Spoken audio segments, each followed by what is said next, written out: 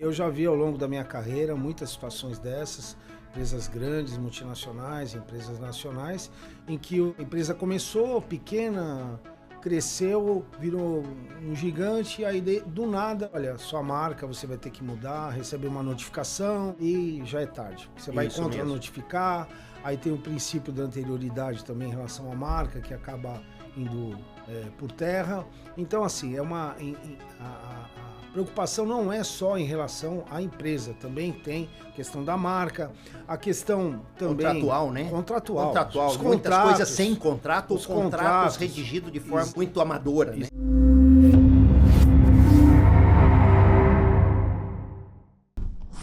Bem-vindo a mais um Royal Bcast. Hoje nós vamos falar sobre internacionalização de negócios.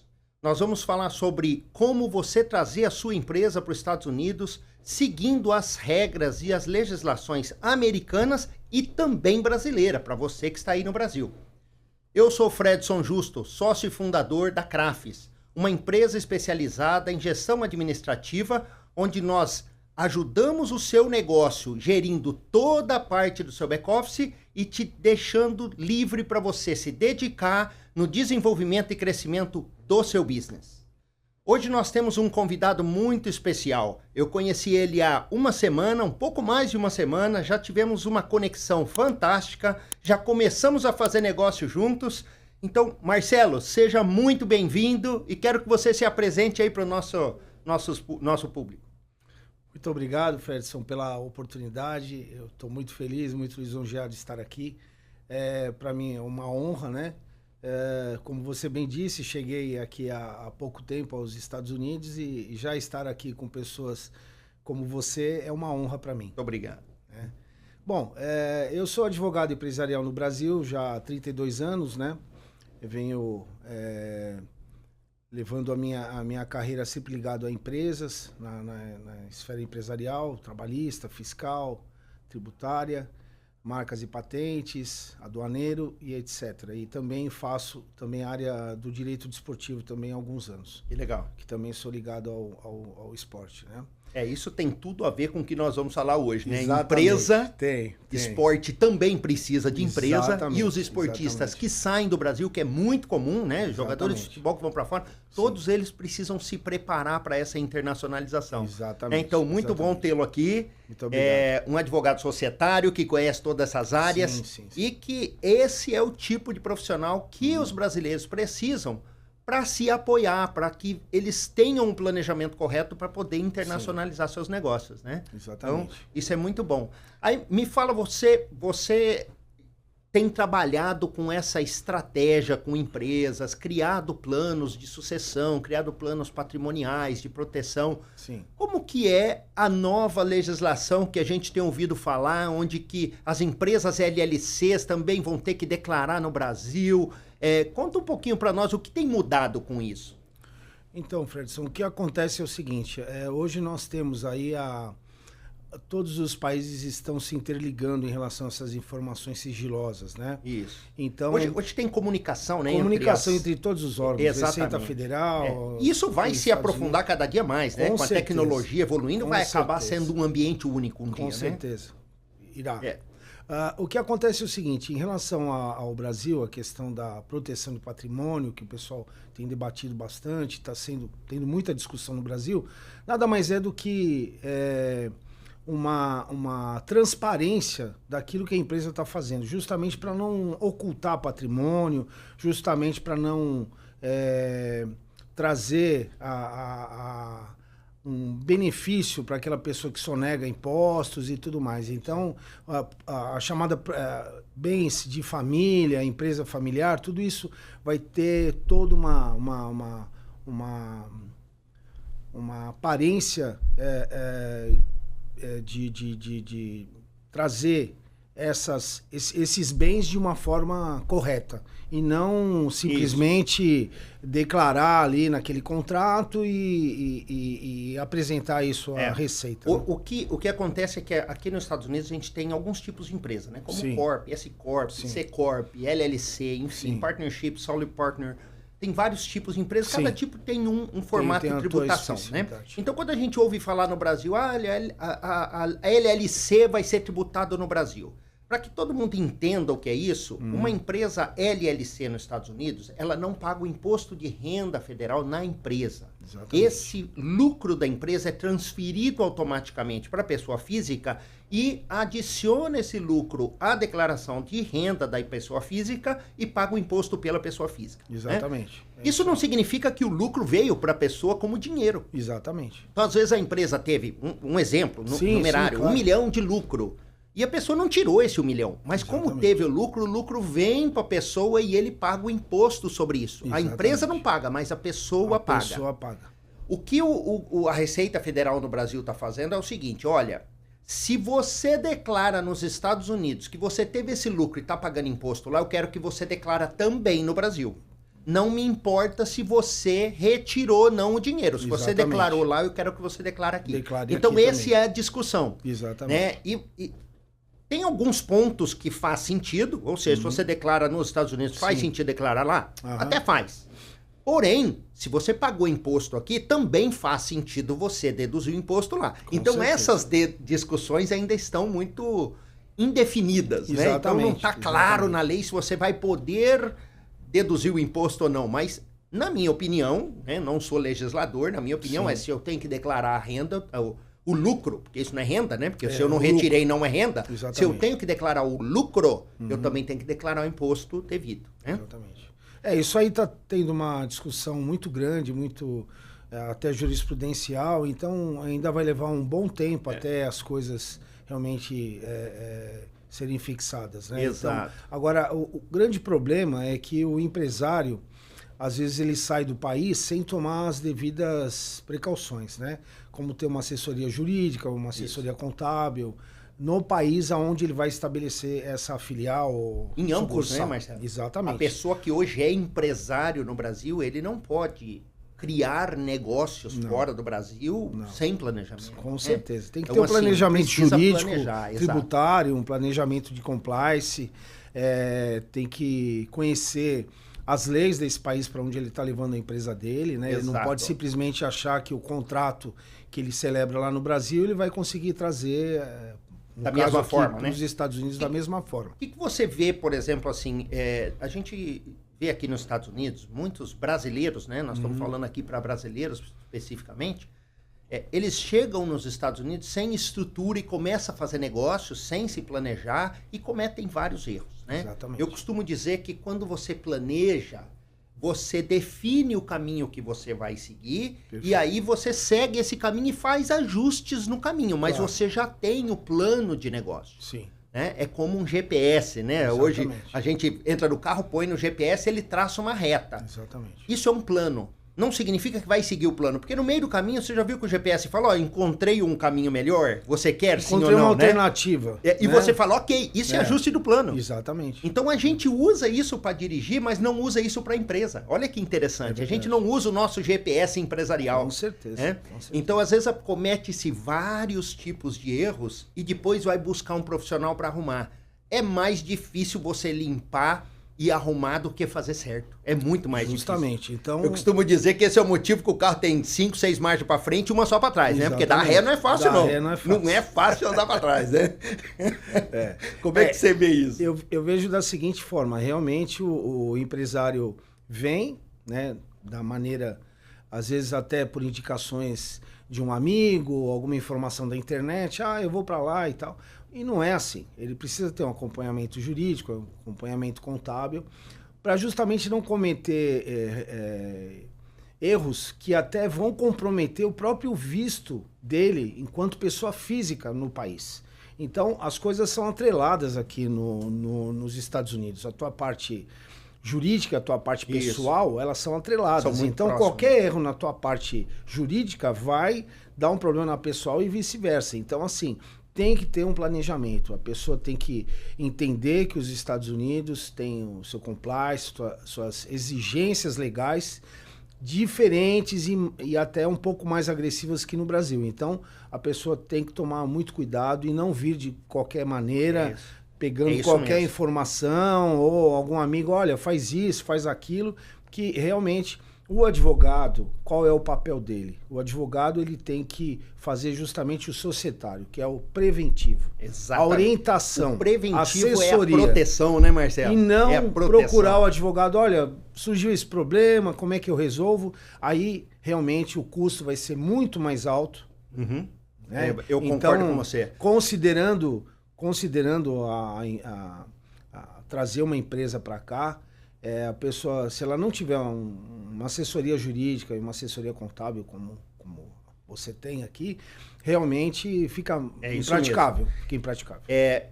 A gente já vai continuar falando sobre isso, mas antes eu queria agradecer primeiro a Royal Bcast, que é uma estrutura que está baseada na Royal Business Center, que é um dos nossos patrocinadores, e também a Royal Mortgage, que é o nosso patrocinador principal de todo esse podcast que nós estamos fazendo. E agradeço a você, Lúcio, agradeço a Thaísa por toda a ajuda e suporte que vocês nos dão aqui nesse podcast.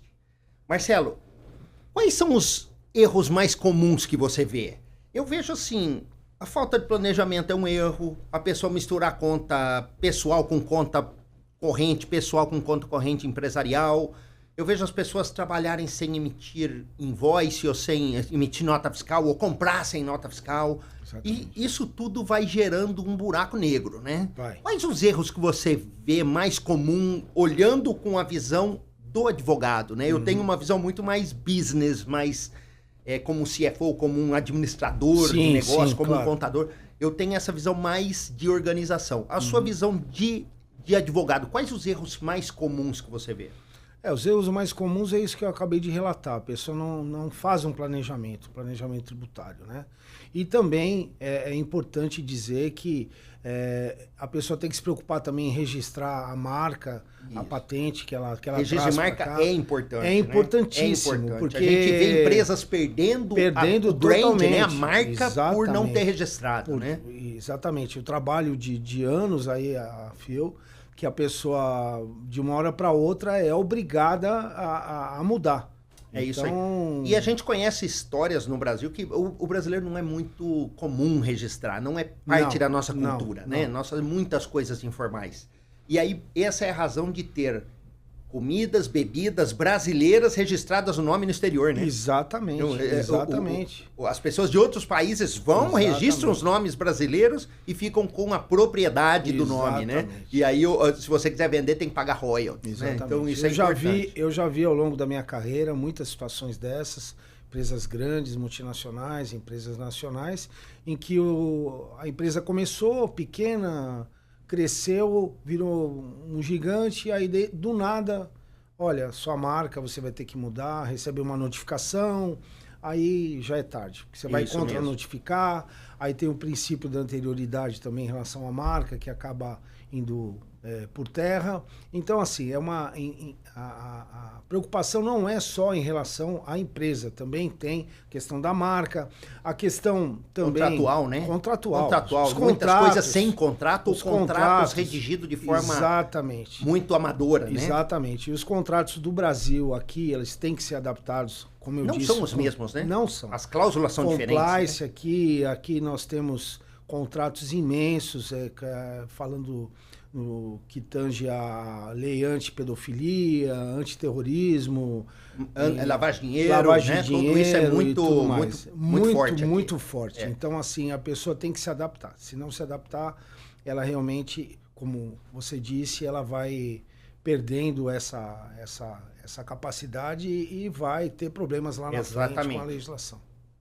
Alguns erros comuns que são executados pelos brasileiros quando investem nos Estados Unidos são não ter uma companhia aberta, não ter os documentos que comprovam todos os gastos, misturar as contas correntes pessoais com contas correntes da empresa ou contas pagas em uma empresa do que é pessoa física ou vice-versa.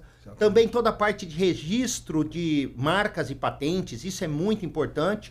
E manter os contratos conforme a legislação americana, seguindo todas as cláusulas de compliance, de lavagem de dinheiro, de proteção do nome, né, de proteção digital, enfim, todas essas regras devem ser seguidas para que você tenha um ambiente estruturado pronto para crescer.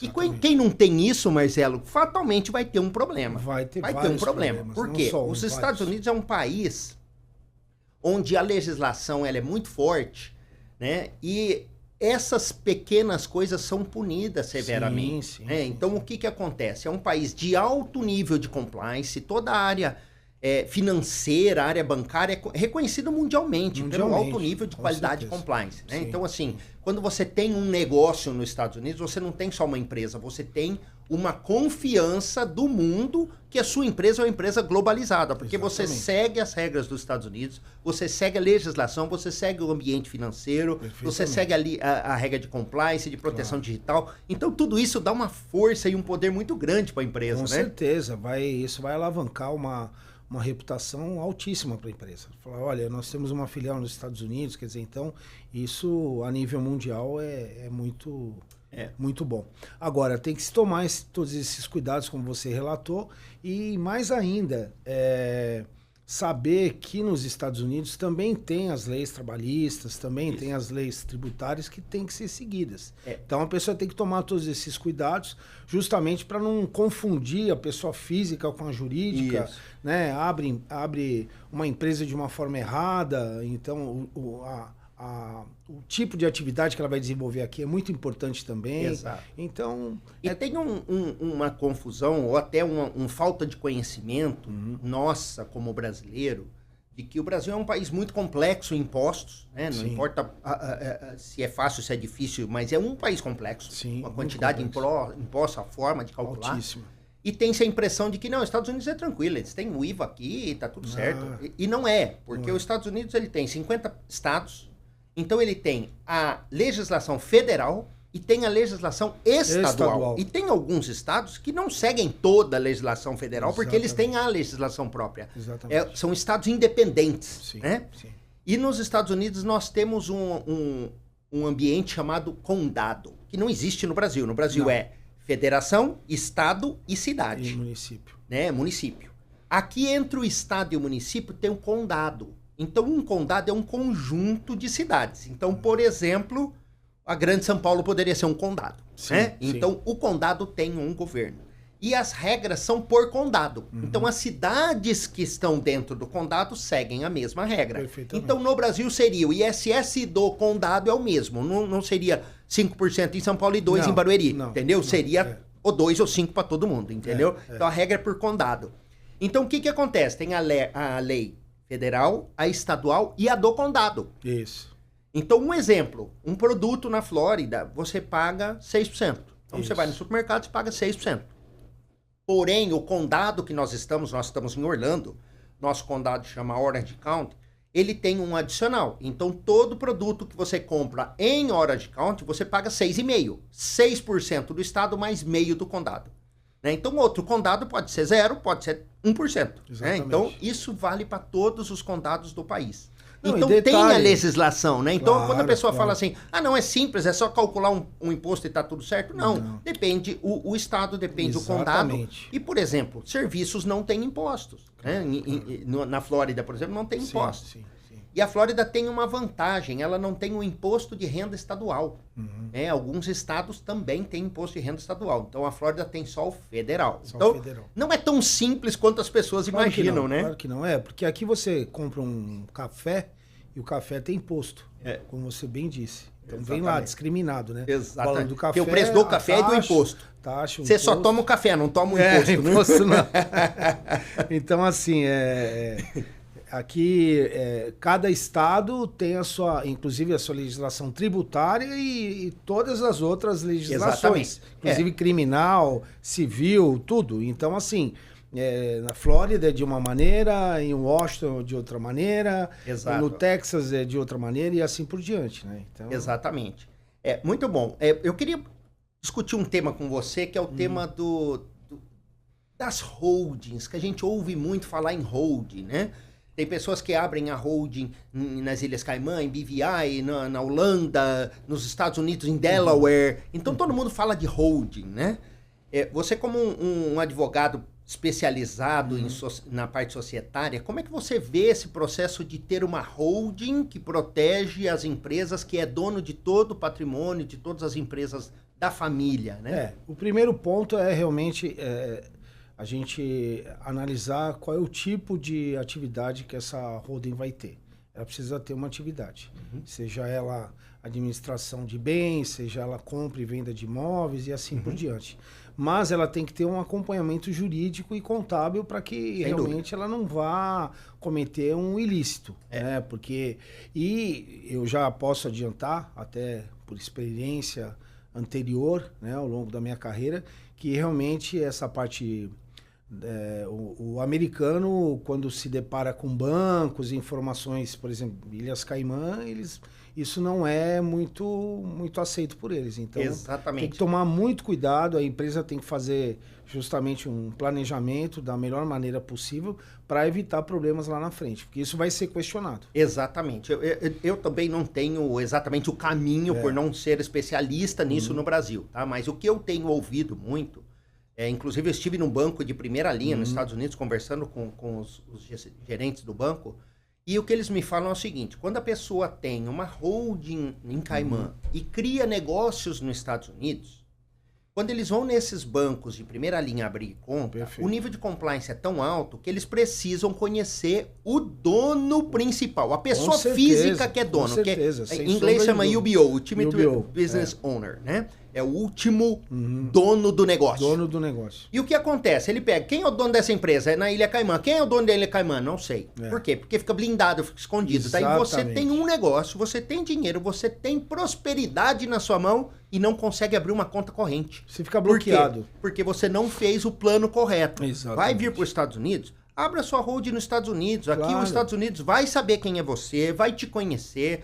Mesmo que você abra em Delaware, onde não publica o seu nome, porém os Estados Unidos conhece. Sim. A Receita Federal dos Estados Unidos, que é IRS, eles sabem quem é o dono da empresa. Claro. Então, quando você vai num banco e você fala o último dono da empresa é uma holding em Delaware, essa holding em Delaware tem um dono, pessoa física, então o banco vai buscar quem é a pessoa física para ter o nível de compliance atendido. Exatamente. Então, é importante quando se pensa em fazer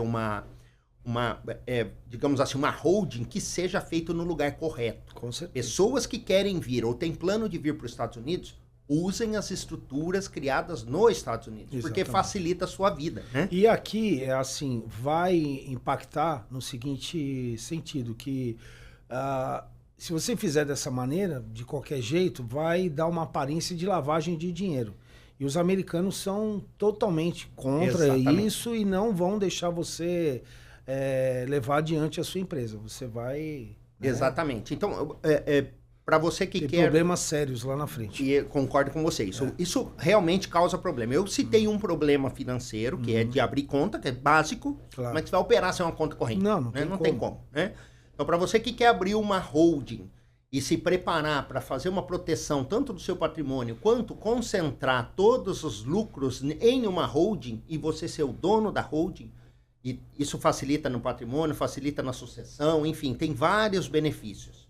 Você precisa fazer o plano de onde você vai abrir essa holding e qual é o seu plano estratégico de futuro. Por quê? Se você tem intenção de vir para os Estados Unidos, ter negócio nos Estados Unidos, viver nos Estados Unidos, planeje de ter a sua holding nos Estados Unidos. Nós temos estados que são favoráveis. Eu citei Delaware, que é um dos estados mais conhecidos, mas tem outros estados também que você tem benefícios, né? O mais comum é em Delaware por vantagens, tanto tributária quanto a parte legal e a parte jurídica já está preparado para esse tipo de empresa. Porém, quando você tem uma holding, obrigatoriamente você tem que ter as empresas filhas, que são as empresas onde você vai ter os imóveis, os seus negócios, as marcas e patentes, e empresas dedicadas, porque essas empresas vão proteger. Uma empresa não afeta a outra empresa.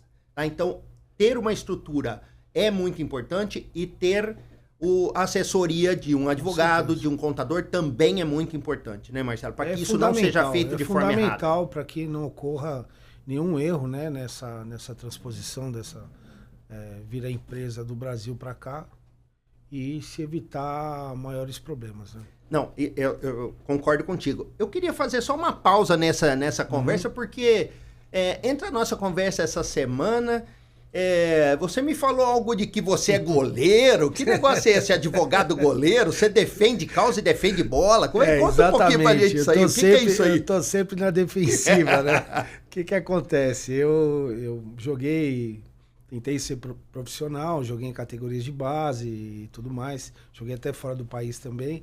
Então, assim, eu tenho o goleiro já praticamente no meu sangue, né? Porque desde os 4 anos de idade eu gosto de praticar, né? De jogar no gol.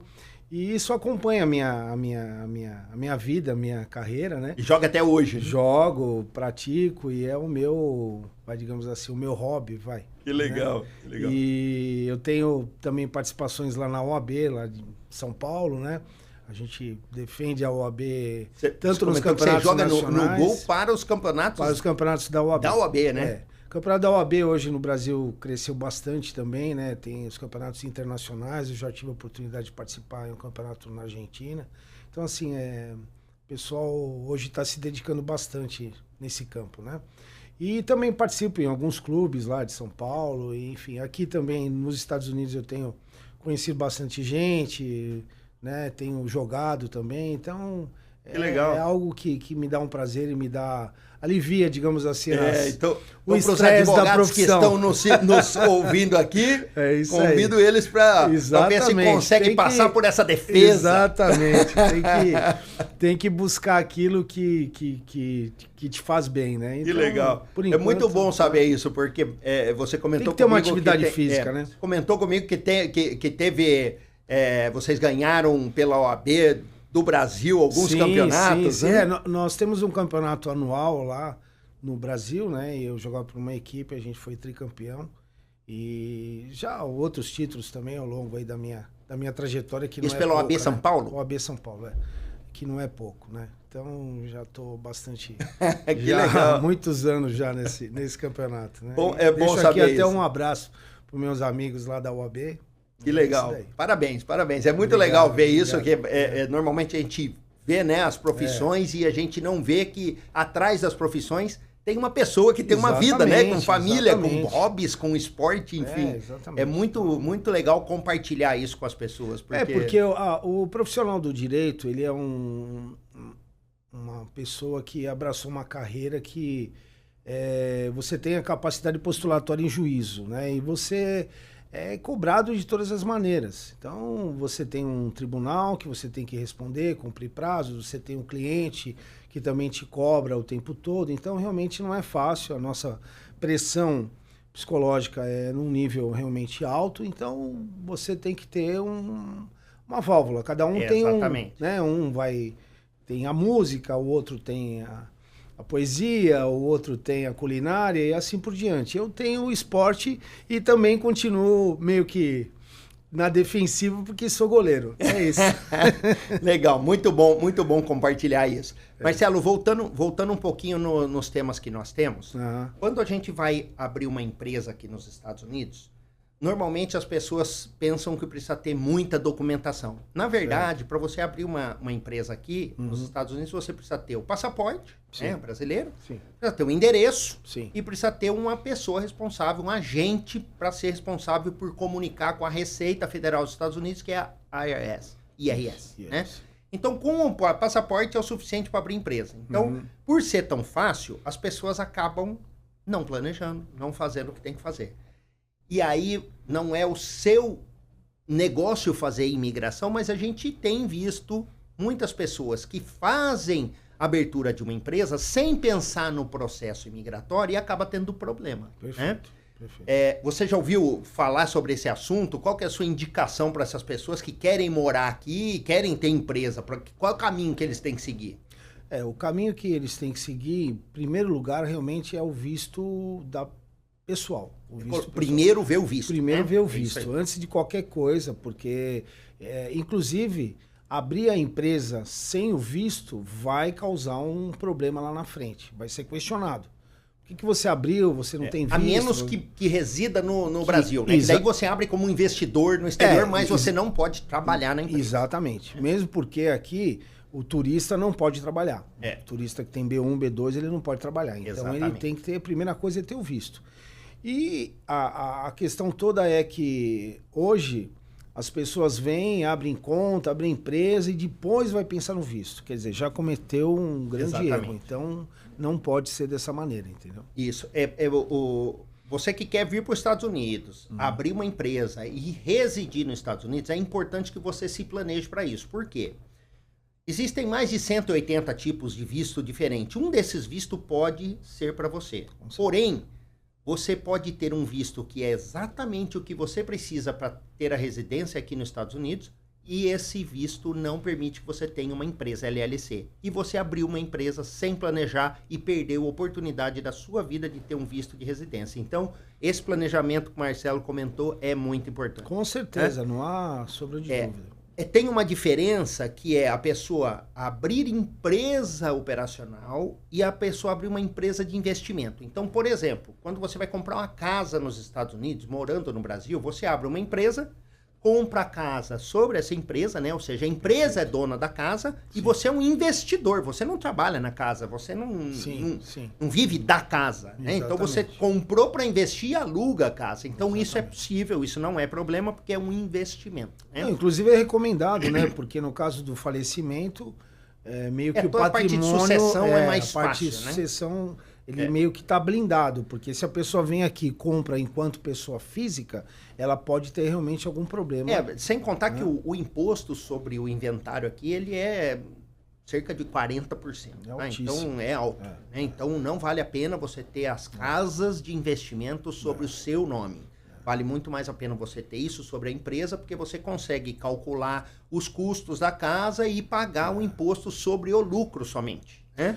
Além da proteção patrimonial, porque a casa estando embaixo de uma empresa, ela não é tocada, você não vai perder essa casa se você tiver um problema no Brasil ou se você tiver qualquer outro problema aqui, porque a casa não é sua, é da empresa. Né?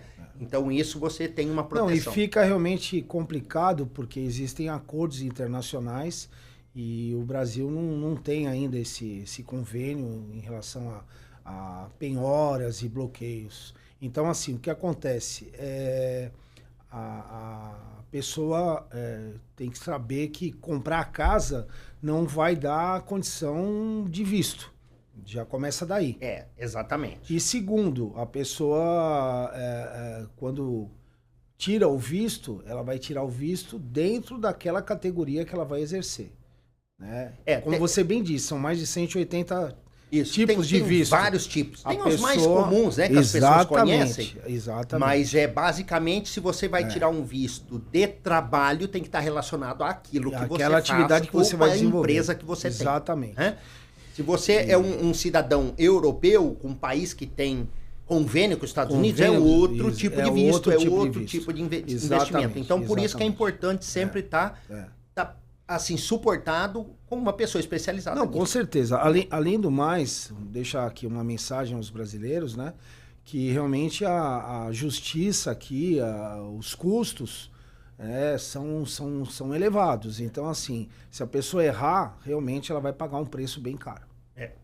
Eu costumo dizer que os pequenos delitos são punidos severamente para evitar os grandes. Exatamente. Né? Então, assim, isso é importante que, assim, às vezes um pequeno erro, você paga uma multa muito grande, você acaba tendo recorrência, vai para a corte por alguns problemas que você pode ter, que não faz sentido. Sim, que não faz sentido. Sim. Então, é importante andar sempre na linha. É interessante, né, que aqui você tem também, como nós lá no Brasil, o juizado especial, né? Que você também pode levar até questões de pagamento de pensão alimentícia, uma série de coisas que você vai à corte. Né? Eu acho que aqui é até mais evoluído essa parte com certeza. De arbitragem. Sim, é mais evoluído que o Brasil. Então há essa modalidade informal, digamos assim, que a pessoa pode ir lá e responder, mas se partir realmente para contratar um advogado, entrar com um processo, responder a um processo, realmente aí as cortes aqui e os advogados têm realmente um custo maior, né? É isso mesmo. Não, legal, Marcelo. Isso é muito bom falar contigo.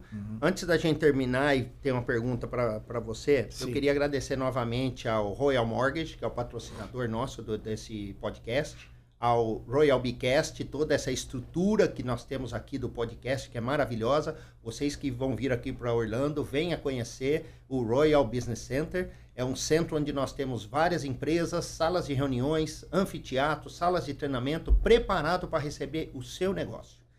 Marcelo, antes da gente terminar, eu tenho uma pergunta, aquela perguntinha simples que pode fazer a diferença para a pessoa. Se você tivesse que dar uma sugestão, aquela sugestão de ouro, a pessoa que quer vir para os Estados Unidos para ter o negócio dela aqui, o que ela tem que fazer? Qual que é a sua... O que você indica? Faz isso.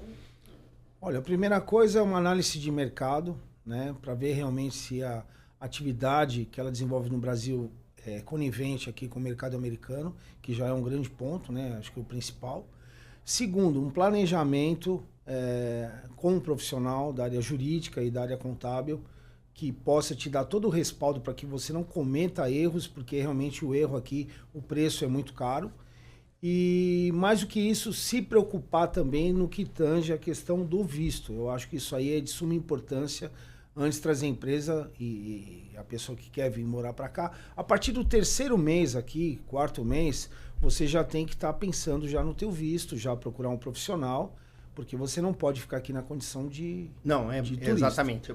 O ideal, eu falo para todo mundo, é assim, a pessoa que tem interesse em migrar para cá, antes de vir, já procura um profissional. Por quê?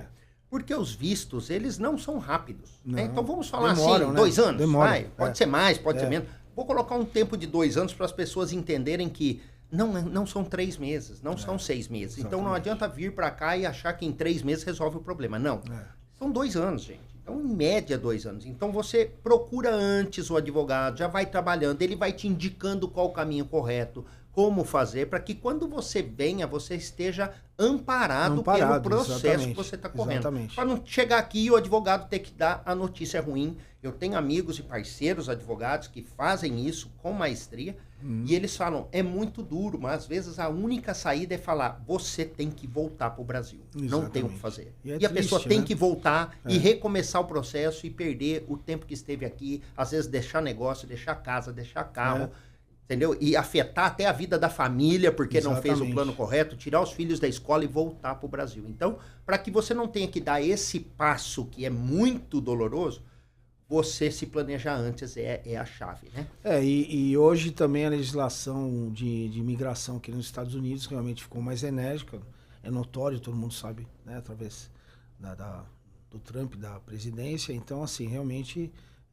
hoje a pessoa tem que tomar muito cuidado, tem que se acercar de todas essas informações e, se possível, já vir já do Brasil, já com isso já encaminhado. Exatamente. É o correto.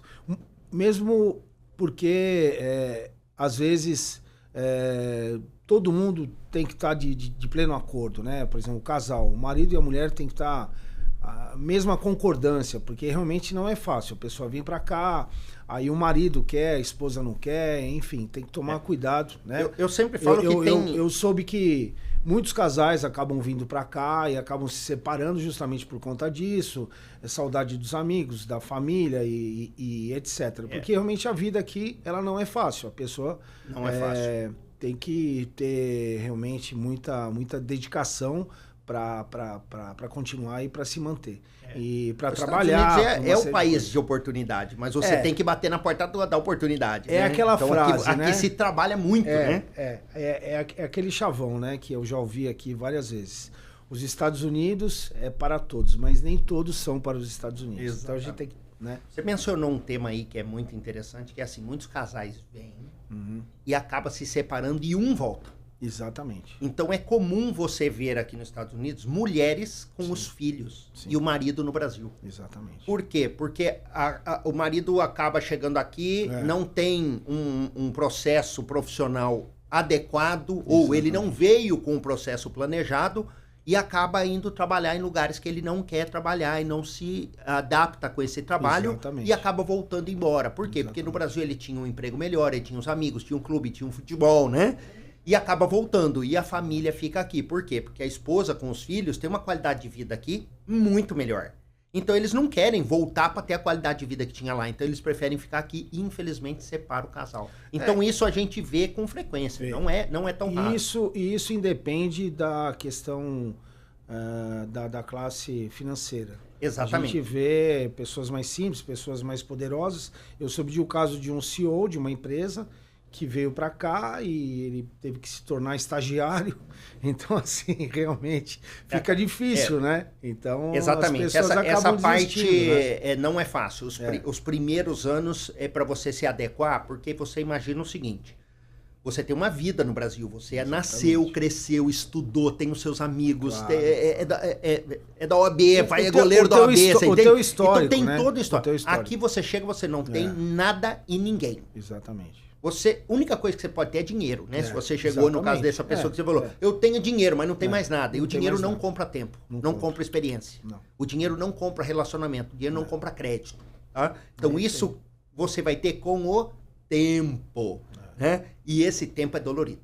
E cada profissão tem a sua exigência, né? Aqui, mais simples que seja, por mais que a pessoa tenha uma atividade, ela tem que ter o documento, Social Security, tem que ter um seguro, enfim. Aqui, para você ter um carro, você, por mais que seja novo ou velho, você tem que ter, é obrigatório ter o seguro. Se você não tiver seguro, você já está incorrendo em um crime. Você é crime. Então, é rigoroso. Aqui, então, o seguro de carro é crime. É crime. Se você não tiver. Exatamente. É interessante. Então, você não tem um imposto sobre o carro anualmente. Exatamente. Você não paga o PVA. Pequeno, aqui você não né? paga.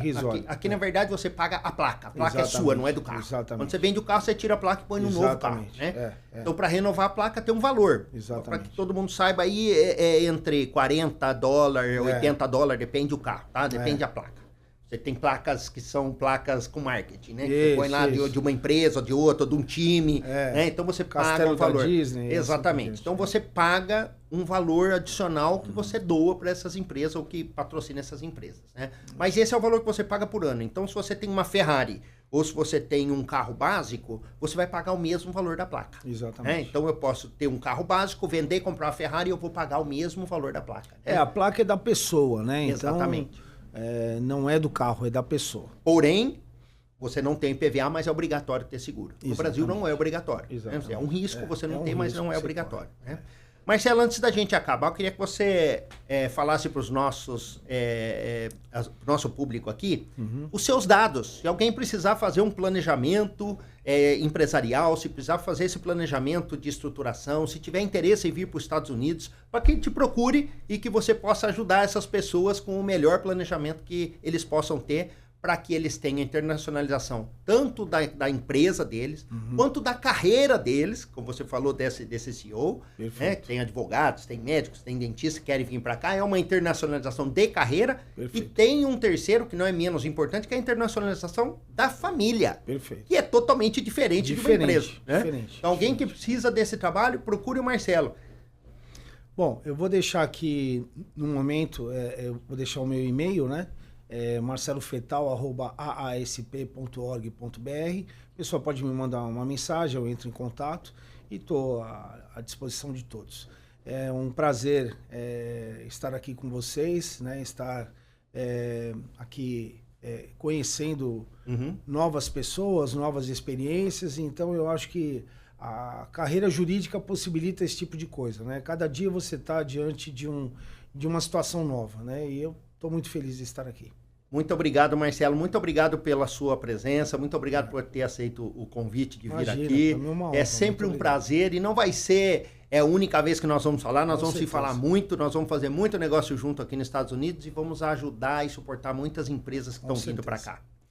Esse podcast é um patrocínio da Royal Mortgage, uma empresa especializada em financiamento imobiliário, da Royal Bcast, que é a estrutura do podcast que nós estamos fazendo aqui, e também o Royal Business Center, que é toda a estrutura de empresas, de salas comerciais, salas de anfiteatro, salas de treinamento, salas de reuniões, onde nós estamos preparados para receber a sua empresa. E também a Crafis, que é a minha empresa, uma empresa especializada em gestão administrativa. Nós cuidamos do seu back-office para que você se dedique no desenvolvimento e crescimento do seu business. Muito obrigado.